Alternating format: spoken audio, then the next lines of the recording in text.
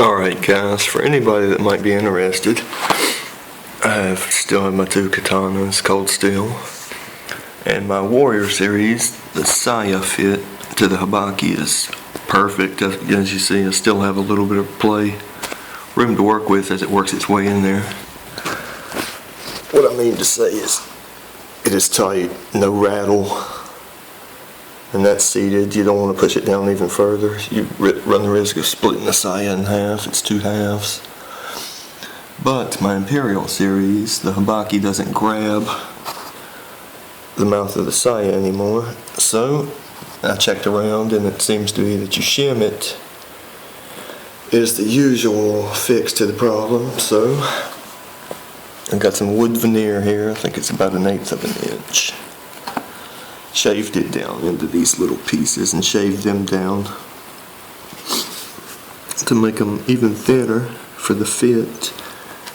Just use Elmer's wood glue and a pencil and a Q-tip to apply it, needle nose pliers to hold the little pieces as you add the glue and place them, and a file on a multi-tool to file it down as you work it down. A good sharp utility knife to cut the little bits you're going to need of the veneer, wood veneer.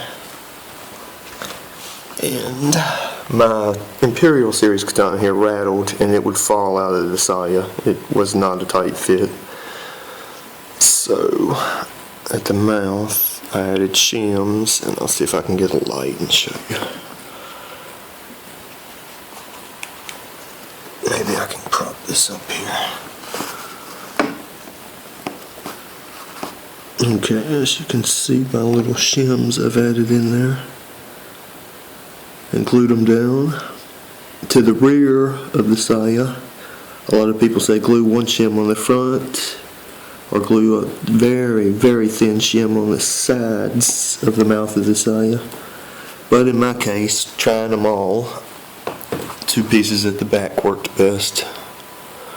So I shaved them down, glued them, set them in there with the needle nose pliers, and pressed the habaki right here into the saya until it has almost that much of a gap as on my Warrior series katana, and let the glue set. And now I can take my file on my multi-tool. You can use any file. I'll use the back here and work it down until it fits nice and snug as the Warrior series katana does to its saya. But I figured I'd just show all the little things that you may need to get here. And I tried to shim up front also, it just didn't work. It all depends on how the first inch of your saya is cut to accept the habaki.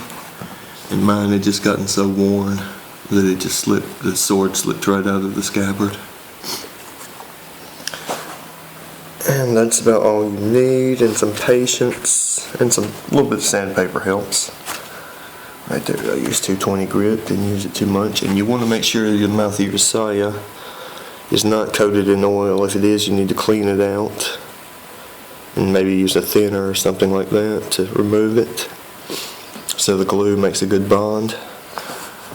But now all I have to do is just to shim a little bit, or shave a little bit more wood out with my file, and it should fit snugly and have no rattle and not fall out of the saya, which is my goal. Hope this helps somebody.